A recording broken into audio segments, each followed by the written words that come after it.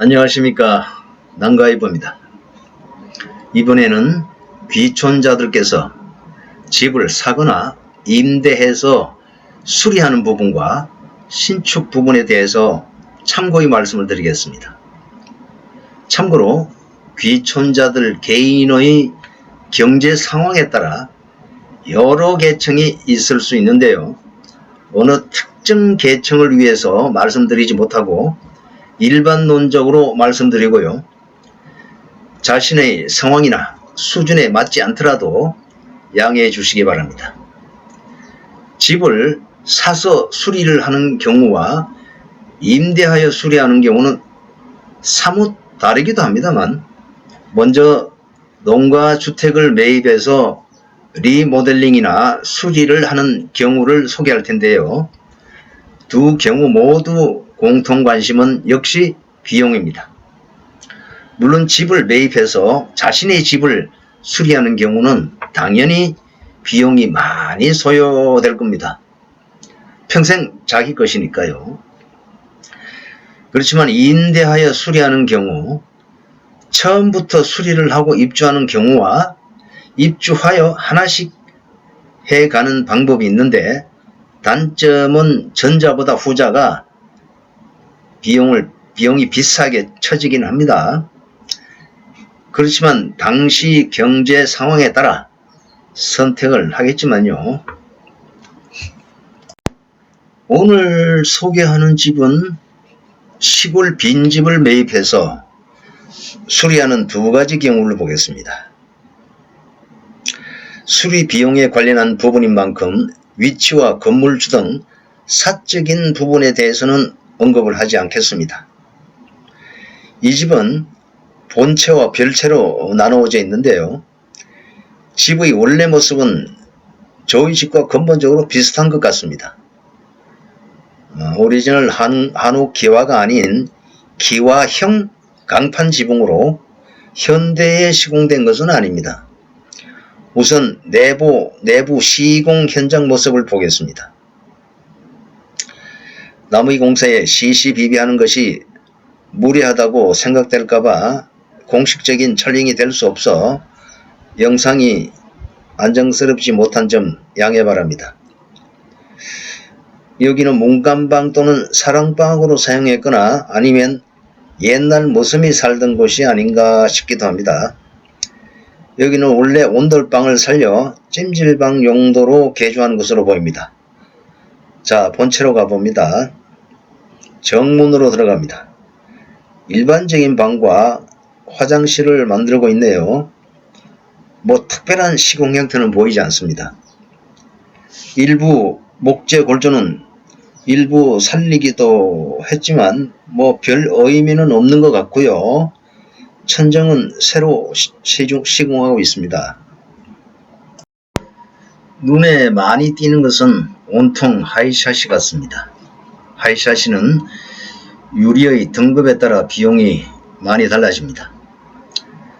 자기 집이라면 아마도 22mm 이중 클러 유리로 할 것입니다.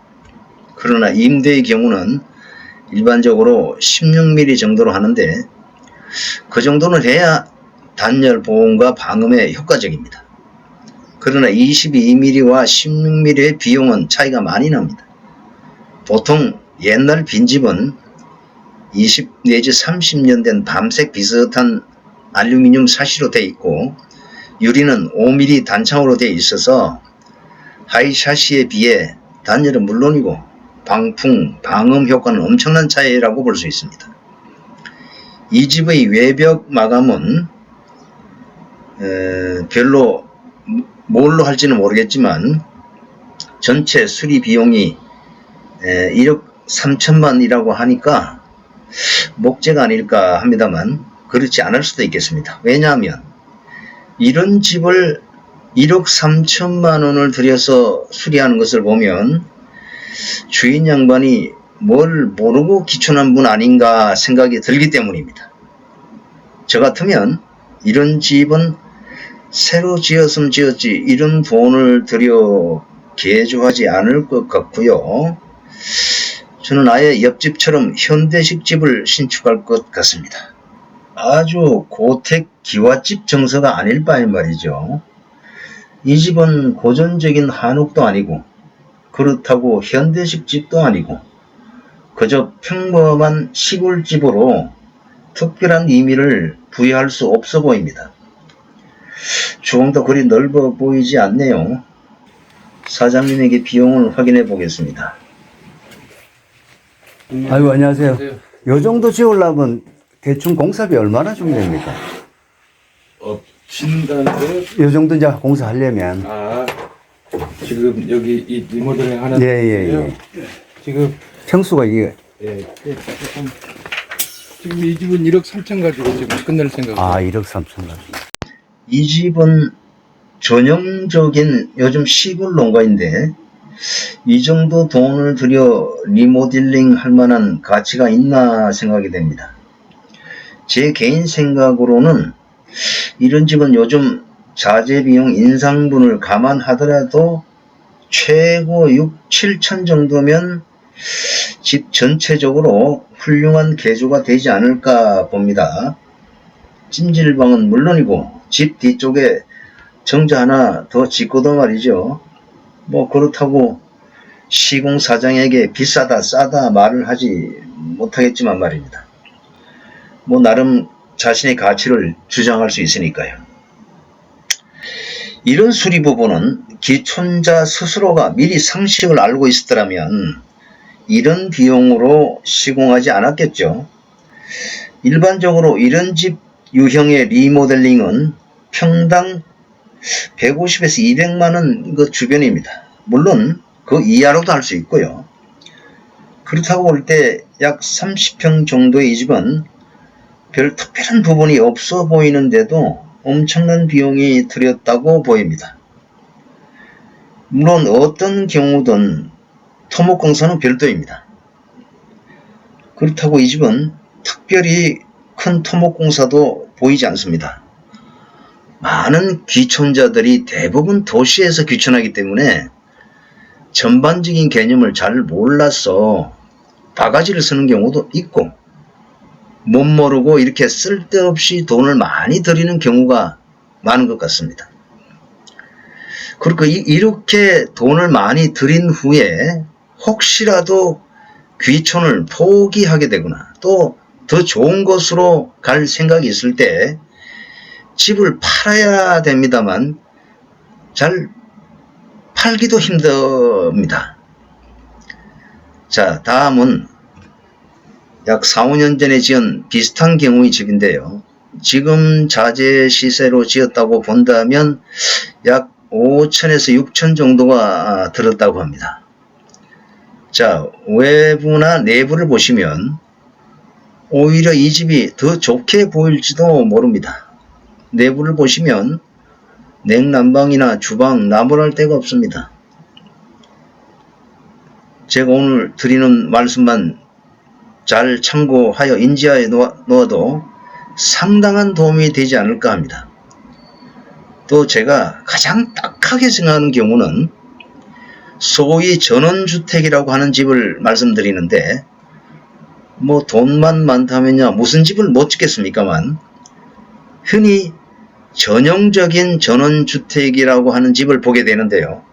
보통 평당 건축비가 최소 800만 원은 넘습니다. 잘 모르고 그런 집을 짓는 기촌자분들이 많아 안타깝다는 생각이 드는 것은 평당 400에서 500만 원만 들어도 정말 괜찮은 집을 짓고 살 수 있는데 잘못된 생각에 전원생활에 좋은가 보다 하고 그런 집을 사거나 짓습니다. 실제 그런 전원주택이 매물로 많이 나와 있는데요. 잘 팔리지도 않습니다. 땅까지 수억을 하는데 돈 많은 부자들이야 뭐 별장처럼 생각하고 짓지만 보통 귀촌자들은 솔직히 큰 부자가 그리 많지 않습니다. 어떤 귀촌자가 그런 집을 몇 억을 주고 사서 귀촌하겠습니까? 그리고 방금 보여드린 전원주택은 주변 몇십 미터에 소를 키우는 축사가 있습니다. 정말 최악의 경우를 하겠습니다. 비싼 전원주택에 이런 축사가 있으면 자연의 깨끗한 공기는 포기해야 한다. 그럼에도 이렇게 입주하여 사는 사람들이 있잖아요. 그렇다고 특별히 주변에 좋은 경치도 없는 것 같은데요. 저같이 옛날 집을 몇 푼 안 주고 수리하고 살아도 너무 행복합니다.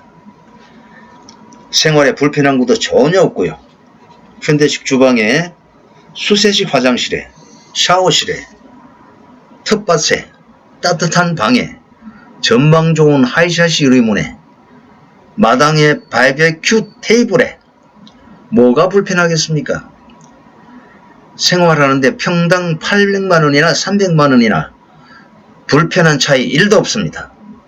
구독자 여러분, 모쪼록 귀촌할 때 허튼 돈 한 푼도 버리지 않도록 제가 드리는 말씀을 참고해 주십시오. 정이 안 되면 제게 문의라도 해주세요. 귀촌하여 잘못된 집이나 땅을 사거나 잘못된 비용을 들인 사례가 정말 많습니다. 오늘은 여기까지 하겠습니다. 앞으로 일주일, 한 달 이런 단기간 빈집 살기 체험도 신청받을 생각입니다. 구독, 좋아요 부탁드리면서 인사드립니다. 감사합니다.